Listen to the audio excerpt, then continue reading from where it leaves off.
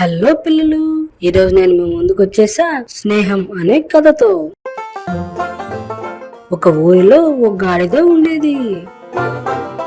పగలంతా యజమానికి పనుల్లో సహకరించేది. సాయంత్రం అయ్యేసరికి ఊరి చివరన ఉన్న పచ్చి గబయల్లోకి వెళ్లి కడుపు నిండా గడ్డి తిని ఇంటికి వచ్చేసేది.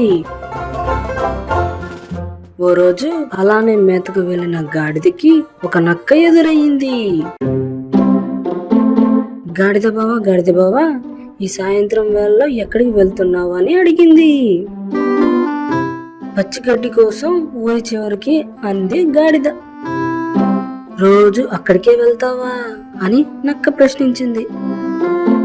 అవును, అయితే ఏం? చుట్టూ ఇన్ని పంట పొలాలున్నాయి కదా, వాటిలో పడి తినొచ్చుగా సలహా చెప్పింది నక్క. అలా చేయడం తప్పు. ఒకవేళ ఆ పొలం యజమాని కంటబడితే వీపు విమానం మోతే అని గాడిద చెప్పింది. అలా ఏమీ జరగదు, నాతో వస్తే నీకు మొక్కజొన్న పొత్తులు తినిపిస్తా ఆశ చూపింది నక్క. నేను రాను, నువ్వు వెళ్ళొచ్చు గాడిద కోపంగా చెప్పేసరికి వెళ్ళిపోయింది నక్క.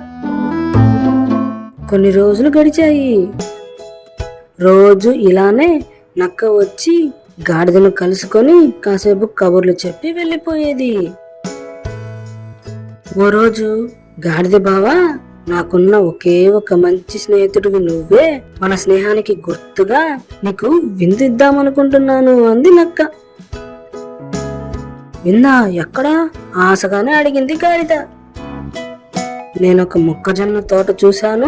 అక్కడ జొన్న పొత్తులు ఎంత రుచిగా ఉంటాయో తెలుసా? వస్తే నీకు పెడతా ఎరవేసింది నక్క. దొంగతనంగా వెళ్లి తినడం తప్పు కదా వారించింది గాడిద. పోనీ ఒక పని చేద్దాం, నువ్వు పొలం బయటే నిలబడు, నేను చేనులోకెళ్ళి నీకోసం జొన్న పొత్తులు తీసుకొస్తా అంది నక్క.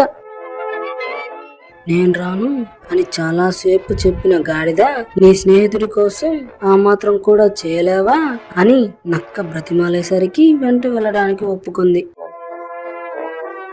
గాడిదని ఓ జొన్న తోట దగ్గరకు తీసుకెళ్ళింది నక్క. గంటలు గడుస్తున్నాయి, కానీ చేనులోకి వెళ్ళిన నక్క ఎప్పటికీ రావటం లేదు. మిత్రమా, లోపలేం చేస్తున్నావు? తొందరగా బయటికి రా పిలిచింది గాడిద. అయినా నక్క రాలేదు. మరోసారి అరిచింది, ప్రయోజనం లేదు. చివరికి వస్తున్నావా లేదా అనేసరికి ఆ అరుపులు దూరాన పొలంలో ఉన్న యజమాని చెవిన పడ్డాయి. అంతే, ఓ కర్ర బుచ్చుకొని పరుగున వచ్చి, నా పంటని రోజు నాశనం చేసేది నువ్వా? ఈ రోజు నీ ప్రాణాలు తీస్తా అంటూ గాడిదని చితకబాదాడు. ఆ అరుపులు చేనులో ఉన్న నక్కకు వినిపించాయి. అది తెలివిగా యజమాని కంటపడకుండా పారిపోయింది. దొంగబుద్ధి ఉన్న నక్కతో స్నేహం చేసినందుకు బాధపడుతూ గాడిద నెమ్మదిగా ఇంటి దారి పట్టింది.